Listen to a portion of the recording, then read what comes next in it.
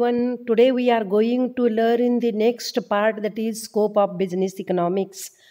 आज आपण व्यावसायिक अर्थशास्त्राची व्याप्ती हा पुढचा भाग या व्हिडिओ लेक्चरमध्ये पाहणार आहोत. तर आपल्याला सगळ्यांना माहिती आहे, व्यावसायिक अर्थशास्त्र हे उद्योग आणि व्यवसायाशी संबंधित असणारं शास्त्र आहे. व्यापार आणि उद्योगाशी संबंधित असणाऱ्या या शास्त्रामध्ये सर्व घटकांचा अंतर्भाव होतो.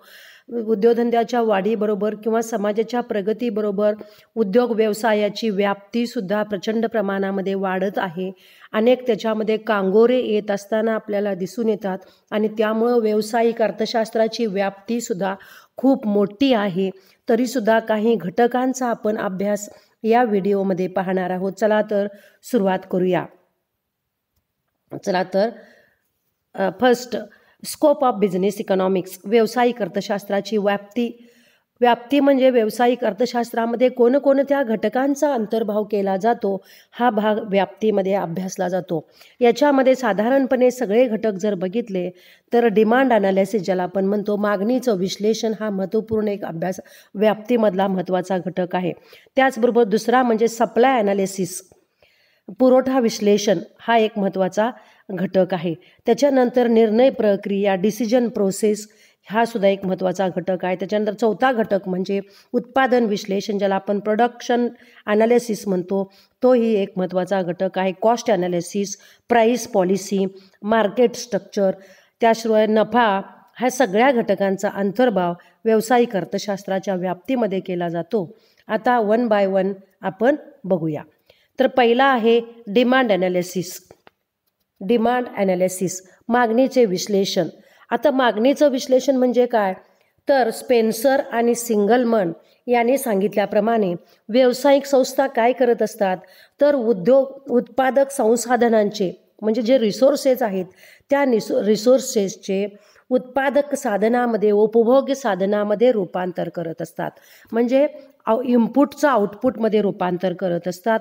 आणि याच्यामध्ये उद्देश त्यांचा काय असतो, तर ती वस्तू बाजारामध्ये विक्रीला आणणे आणि त्यातून नफा मिळवणे हा त्यांचा उद्देश असतो. आणि हा उद्देश साध्य करण्यासाठी प्रत्येक उद्योग संस्थेला आपली विक्री वाढवण्याचा प्रयत्न करावा लागतो. आणि ही विक्री वाढवत असताना याच्यामध्ये बघा, मागणी आपल्या वस्तूच्या, आपण जो उत्पादक करणार आहोत, ज्या वस्तूचं उत्पादन करणार आहोत त्या वस्तूला बाजारामध्ये मागणी किती येईल याचा विचार करावा लागतो. त्यासाठी मागणीचा अंदाज, ज्याला आपण म्हणतो डिमांड फॉरकास्टिंग, हे करावं लागतं. म्हणजे माझ्या उत्पादत करीत असलेल्या वस्तूला पुढच्या काळामध्ये किंवा या पुढच्या नंतरच्या काळामध्ये किती मागणी येईल यानुसार उत्पादनाचे निर्णय घ्यावे लागतात. आणि हे निर्णय घेणं हा व्यावसायिक अर्थशास्त्राच्या व्याप्तीमधला अत्यंत महत्त्वाचा घटक आहे. दुसरा भाग म्हणजे पुरवठा विश्लेषण.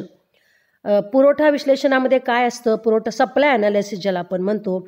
एकूण आपण तयार करत असलेल्या उद्योगामध्ये किंवा व्यवसायामध्ये कोणत्या वस्तू व सेवांचे आपण उत्पादन करणार आहोत, त्याचा पुरवठा कशा पद्धतीनं करायचा, किती करायचा, कुठे करायचा, किंमत किती ठेवायची, याबाबतचं विश्लेषण पुरवठा विश्लेषणामध्ये केलं जातं. बाजारामध्ये पुरवठा हा अत्यंत महत्त्वाचा घटक असतो. Supply is most important and we have to do supply analysis in the business economics. व्यावसायिक अर्थशास्त्राच्या व्याप्तीमध्ये पुरवठा विश्लेषण, पुरवठ्यामध्ये खर्चाचा भागसुद्धा येतो. आपली वस्तू कुठं पुरवठा करायची, त्याची किंमत किती ठेवायची, हा सगळा भाग याच्यामध्ये केला जातो. म्हणून अर्थशास्त्राच्या व्याप्तीमधला दुसरा पार्ट म्हणजे आहे supply analysis. Then third one is production, उत्पादन. कोणत्या वस्तूचं उत्पादन करायचं, किती करायचं, कुठं करायचं, त्यातून आपल्याला किती नफा मिळेल, यासाठी प्रोडक्शन ॲनालिसिस हे महत्त्वाचं करावं लागतं. उत्पादन कसं करायचं, कुणाच्या साहाय्यानं करायचं, भांडवलप्रधान तंत्रज्ञानाच्या साहाय्यानं करायचं की श्रमप्रधान तंत्रज्ञानाच्या साहाय्यानं करायचं, याचा विचार याच्यामध्ये करावा लागतो. प्रोडक्शनासाठी ज्या ज्या गोष्टी आवश्यक असतात, मग कच्चा मालाचं खरेदी विक्री असेल, त्याच्यानंतर प्रोडक्शन करत असताना कामगार असेल, रिसोर्स उभं करणं असेल, भांडवल उभारणी करणं असेल, या सगळ्या गोष्टी याच्यामध्ये पाहाव्या लागतात. त्यामुळं व्यावसायिक अर्थशास्त्रामध्ये उत्पादन विश्लेषण हा एक महत्त्वाचा भाग येतो. त्याच्यानंतर नेक्स्ट घटक म्हणजे खर्च विश्लेषण, कॉस्ट ॲनालिसिस. खर्च विश्लेषण हा व्यावसायिक अर्थशास्त्राच्या व्याप्तीमधला अत्यंत महत्त्वाचा घटक आहे. आता खर्च ॲनालिसिस काय करायचं, तर उत्पादनाचे अनेक खर्च आहेत. म्हणजे सरासरी खर्च आहे, सीमांत खर्च आणि उत्पादन या बाबतीत पर्याप्त उत्पादन कुठं करता येईल या बाबतीत खर्चाचं विश्लेषण करून उत्पादन कुठं थांबवायचं, किती खर्चाला थांबवायचं या सगळ्या गोष्टीच्या बाबतीत विचार करावा लागतो. खर्च करत असताना या खर्चामध्ये योग्य समन्वय साधणं, आपल्याकडं जी साधन संपत्ती आहे, रिसोर्सेस जे आहेत ते रिसोर्सेस कमी असतात आणि ती योग्य प्रमाणामध्ये वापरून त्याच्यामध्ये कमीत कमी खर्चामध्ये उत्पादन करणं आणि ते जास्तीत जास्त किमतीला बाजारामध्ये विकणं आणि त्याची गुणवत्ता टिकवणं ह्या सगळ्या गोष्टी या खर्चामध्ये येतात. आणि जो उद्योग संस्था यात यशस्वी होत असते ती सगळ्या व्यवसायामध्ये यश संपादन करत असते. त्यामुळे व्यावसायिक अर्थशास्त्राच्या व्याप्तीमध्ये खर्च विश्लेषण हा अत्यंत महत्त्वाचा टॉपिक आहे, मुद्दा आहे. त्याच्यानंतर नेक्स्ट इज मार्केट स्ट्रक्चर, बाजाराची रचना. अर्थव्यवस्थेमध्ये बाजार म्हणजे काय, तर ज्या ठिकाणी वस्तू आणि सेवांची खरेदी विक्री केली जाते किंवा ज्या पद्धतीनं खरेदी विक्री केली जाते त्याला आपण बाजार असं म्हणतात. खरेदी विक्री घडून येणारी यंत्रणा जी असते ती फार महत्त्वाची असते. याच्यामध्ये उत्पादक आणि विक्रेते असे दोन घटक असतात. त्यामध्ये बाजारामध्ये अनेक प्रकारचे बाजाराचे अर्थशास्त्रीय दृष्टिकोनातून प्रकार आहेत. पूर्ण स्पर्धा, मक्तेदारीयुक्त स्पर्धा याचाही विचार करावा लागतो. याशिवाय दुसरा म्हणजे स्थानिक बाजार, राष्ट्रीय बाजार, आंतरराष्ट्रीय बाजार यामध्ये आपल्या वस्तूची विक्री कुठं करायची आहे याचा सुद्धा विचार उत्पादकाला करावा लागतो.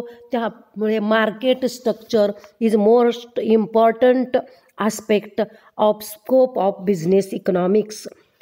त्याच्यामध्ये किरकोळ बाजार आहेत, ग्राहक बाजार आहे, असे बाजाराची विविध रचना असते. त्या रचनांचा अभ्यास करावा लागतो, त्याचं विश्लेषण करावं लागतं आणि त्यामुळे हा व्यावसायिक अर्थशास्त्राच्या व्याप्तीतला महत्त्वाचा घटक आहे. त्याच्यानंतर पुढचं आहे pricing policy. What is the pricing policy? किंमत धोरण. अगदी उत्पादन प्रक्रिया सुरू करण्यापासून ते उत्पादन बाजारापर्यंत विक्री करून ते ग्राहकांच्या समाधान होईपर्यंत ज्या प्रोसेस असतात त्या प्रत्येकामध्ये किंमत धोरण ठरवणे हा फार महत्त्वाचा घटक असतो. हे किंमत धोरण ठरवत असताना बाजारातील स्पर्धा, बाजाराची रचना कुठल्या प्रकारची आहे, का आपण लोकल मार्केटमध्ये बाजारात विकणार आहोत का आंतरराष्ट्रीय बाजारामध्ये विकणार आहोत, यानुसार उत्पादन खर्च, त्याची किंमत किती आहे, किती ठेवावी लागेल, ती स्पर्धेमध्ये टिकेल की नाही, त्या लोकांच्या गळी उतरेल की नाही, त्यांना आवडेल की नाही, ह्या सगळ्यांचा विचार या उद्योग संस्थांना, व्यावसायिकांना करावा लागतो. आणि त्यामुळे किंमत धोरण हा व्यावसायिक अर्थशास्त्राच्या व्याप्तीमधला अत्यंत महत्त्वाचा घटक आहे. कारण किंमत धोरणावरच त्या उद्योगातून किती नफा मिळणार आणि कशा पद्धतीनं मिळणार हे ठरत असतं. आणि त्यामुळे किंमत धोरण हा व्यावसायिक अर्थशास्त्राच्या व्याप्तीमधला महत्त्वाचा एक घटक आहे. त्याच्यानंतर नेक्स्ट पार्ट म्हणजे रिस्क ॲनालिसिस, धोका विश्लेषण. तर व्यवसायामध्ये अनेक प्रकारचे धोके असतात. किंबहुना व्यवसाय किंवा उद्योग चालू करणं म्हणजे धोका स्वीकारणं असतं. प्रत्येक टप्प्यावर आपल्याला धोका स्वीकारावा लागतो आणि त्या धोक्याचं जो विश्लेषण चांगल्या पद्धतीनं करतो आणि तो यशस्वी होत असतो. मग धोक्याचा विचार करून जे कमीत कमी खर्चात तयार करता येईल याबद्दल त्याला विश्लेषण करणं गरजेचं आहे. म्हणजे अनेक प्रकारचे धोके असतात की कच्चा माल मिळेल किंवा नाही, व आपली वस्तू बाजारामध्ये खपेल किंवा नाही, त्याला योग्य ग्राहक मिळतील की नाही, अशा सगळ्या गोष्टींचा विचार करावा लागतो. त्याचं पॅकेजिंग असेल, त्याचं बाइंडिंग असेल, या सगळ्या गोष्टींचा विचार करावा लागतो. अनेक प्रकार तेजी मंदीची चक्र असतील, अर्थव्यवस्थेमध्ये सरकारचं धोरण असेल, कर धोरण असेल, खर्च धोरण असेल सरकारचं, या सगळ्या गोष्टींचा विचार या उत्पादकाला किंवा व्यावसायिकाला करावा लागतो. आणि त्यामुळे रिस्क ॲनालिसिस, धोक्याचं विश्लेषण करणं हा अर्थशास्त्राच्या व्याप्तीमधला अत्यंत महत्त्वाचा घटक आपल्याला म्हणावा लागेल. याच्यानंतर अजून एक महत्त्वाचा घटक म्हणजे नफा विश्लेषण. नफ्याचं सुद्धा विश्लेषण करावं लागतं. नफा कुठल्या प्रकारचा आहे किंवा नफा कसा मिळवावा, कशा पद्धतीनं वस्तूची काही वेळेला किंमत कमी ठेवून जास्त वस्तूंची विक्री करून नफा मिळवावा लागतो, कधी कमी वस्तूंची विक्री करून नफा मिळवावा लागतो. यामुळे नफा कशा पद्धतीनं मिळवावा आणि त्यामध्ये नफ्याचं नियोजन कसं करावं, त्याचं महत्तमीकरण कसं करावं, त्याचं मापन करावं, याचा सगळा अभ्यास करावा लागतो. तर अशा पद्धतीनं आपल्याला अर्थशास्त्राच्या व्याप्तीमध्ये कोणकोणत्या घटकांचा अंतर्भाव होतो, तर मागणीचं विश्लेषण, खर्चाचं विश्लेषण, नफ्याचं विश्लेषण, धोक्याचं विश्लेषण, किंमत, धोरण, बाजाराची रचना, या सगळ्या घटकांचा अंतर्भाव याच्यामध्ये केला जातो. तर आज आपण या लेक्चरमध्ये व्यावसायिक अर्थशास्त्राची व्याप्ती म्हणजे काय, व्याप्तीमध्ये कोणकोणते घटक अंतर्भूत होतात हे आपण पाहिलेलं आहे. तरीसुद्धा शेवटी आपल्याला असं म्हणावं लागेल, एवढीच व्यावसायिक अर्थशास्त्राची व्याप्ती नसून ती फार मोठी व्याप्ती आहे, परंतु त्याच्यामधले काही घटक आपण या टॉपिकमध्ये पाहिलेलो आहोत. Thank you. Like and subscribe the channel. या अगोदरच्या ह्याची लिंक मी या डिस्क्रिप्शन बॉक्समध्ये दिलेली आहे, तीही व्हिडिओ बघा आणि चॅनलला सबस्क्राईब करा. धन्यवाद.